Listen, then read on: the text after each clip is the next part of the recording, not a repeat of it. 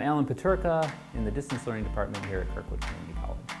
Okay, my name is Wilson and I'm an instructional designer at KSOT. I am Emily McWorthy and I am an instructional designer in the Distance Learning Department here at Kirkwood. All right, I am Jeremy Slagoski, instructional designer for KSOT here at Kirkwood. I work with online instructors, distance learning instructors. I focus on helping online instructors design their courses for delivery online. Both Wilson and I, our main goal is to consult with faculty when they have questions or concerns about instructional design, if they need any help with their course, either before, during, or after. Well, I have two major projects. One of them is the iPad initiative. So what we do is to try to teach and inform faculty how they can use iPads and mobile devices in general in the classroom. That's one thing that I'm doing right now. We also do a lot of training with the learning management system. With the learning management system and utilizing the tools in the learning management system and optimizing the use of the learning management system. One of my goals here is also the culturally responsive classroom, which has very little to do with technology and more to do with interacting with students and developing a teaching philosophy, more of the soft skills of pedagogy. And the second thing that I'm doing is the flipped learning initiative. So we talk about the flipped learning, theory behind it, and we try to help them to develop projects that they can actually use in their classroom. I also work with videos and things like in the studio here, or video editing, sharing of ideas, mainly just wanting to talk to faculty about different things and different ideas with the course, with their courses. That there's more to instructional design than just the technology, that there's more, there's the human element as well.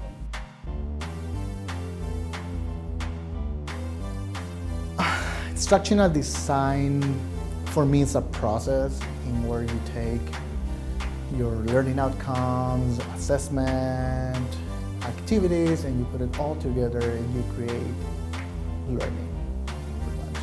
Instructional design to me means supporting the learning process.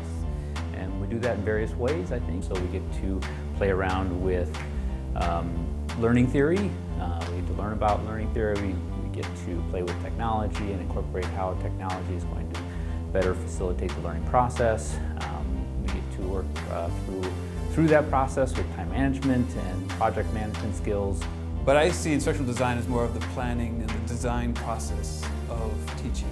So when you do a lot of instructional design before you teach, but you should also be designing while you teach. And so I see instructional design as designing the syllabus, designing the curriculum, designing activities beforehand, and then while you're implementing them, also thinking, is this effective? Is this not effective? How can I improve it the next time? And it's also a big part of assessment. So instructional design and assessment are almost meaning the same thing to me. You can't have instructional design without assessment. And that means assessment at the student level, at the course level, and the department level, depending on who you are. For me, what informs my instructional design is much more experiences and just observations. So I learn a lot just from taking courses myself and working with instructors and seeing what they've done in the past, and reading articles and blog posts and checking out articles on Twitter, and just kind of compiling all different experiences and just different observations, and then maybe I'll try something in one of my classes and put it all together, and then when an instructor can come to me and say, hey, I've got this problem, I can give them a whole bunch of different ideas and multiple perspectives for them to be able to choose what's going to work for them. So that's kind of the way my instructional design is informed. My background in instructional design was from instructional systems design, which is for not only education systems, but any institution that has learning involved, where they have to train employees, or anything like that. The first thing is always you can't design instruction until you do a needs analysis. From Kirkwood's point of view, that's mostly the needs, especially KSOT, the needs of our faculty and our students. what do our students need, and what do our faculty need. But also, we also have to think, what does Kirkwood need?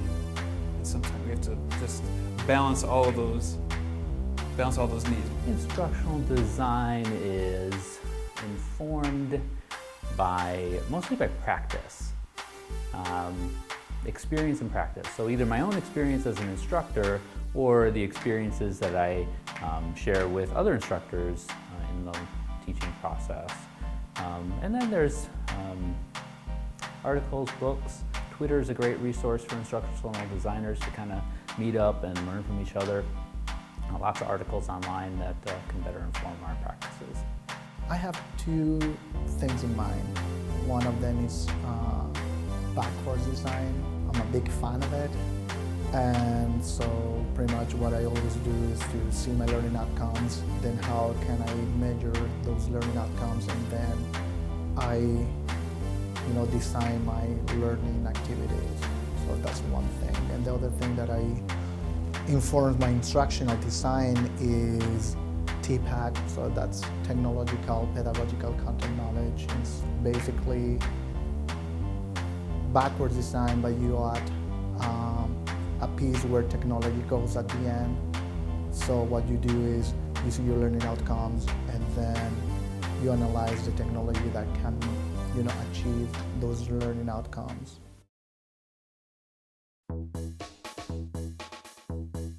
I'd like to see more disciplines involved in the process. Online courses have grown substantially over my 9-10 years here at the campus. I'd like to see that hit all of the departments across campus at some point, doing some form of online instruction. I would like to see more faculty, empowering their students and their learning.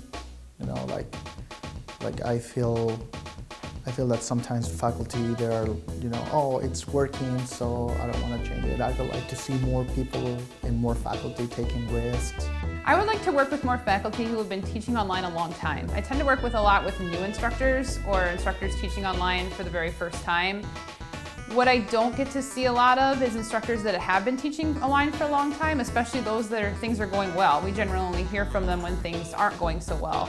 I'd like to hear from the ones that are going really well, to know what it is that they're doing, because I feel like I learn just as much from them as maybe they can learn from me. In fact, probably I learn more from them than they can learn from me.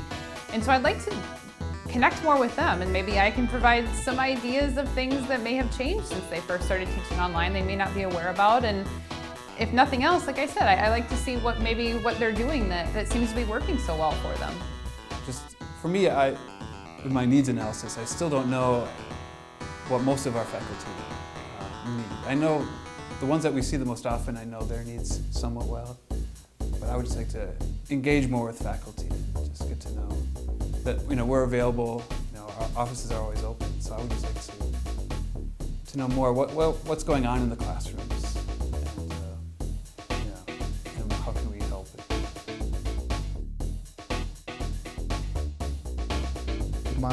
I think I can help them with my expertise and just listening to them sometimes. We can, sit together and just talk about things. Like, it has to be like, oh, I'm, having trouble in this course, this course. It can be like, general things or more specific things. I think that's the way I can help them, just to listen to them and then try to find out a way to improve their courses. I can help by helping you with just, your tasks for your online courses or even beyond online courses. With the traditional things like making sure your assessments meet your outcomes and, the traditional design things like that, but also helping with, I'm really big into helping you want to create videos for your online courses, so I'm big on that. If you want to come talk to me about creating videos, again, I can probably talk to you for a really long time about some cool ideas you can do to create videos. I also am really interested in not using textbooks. One of my personal biases is I'm slightly anti-textbook, so really promoting open educational resources with you and really taking the time to help you find them, and I will help you find them. I won't just give you a list of things to say, here, go find these yourself, I'm certainly willing to help you try to find those things to help you integrate those in your courses, because I know that can be a lot of work too. Also, I think what really informs me to help instructors is knowing what issues do they face, how can we help? Are we able to help? Is it something that instructional design needs help with? I see that we are also connectors, that we can, if it's something that's not really has to do with instructional design, we can find another person. Don't panic, I think. Take it easy, take it slow. It may not be the best, it may not be perfect the first time, and I think that's normal. There's lots of strategies that we can help you with, and ways that we can make adjustments to your course or your particular assignments to make them even that much better. Course design is not perfect, and it's okay to make mistakes. I feel that there is no perfect lesson or unit or class. There's things that you can always improve, and at the end, the ones who get the big benefit are the students. Don't be afraid to try new things, because you're going to try new things and they might not always go right, but that's all part of the learning process. And not only that, the flip side works too. If you've been doing something for a long time, it may suddenly not work for you.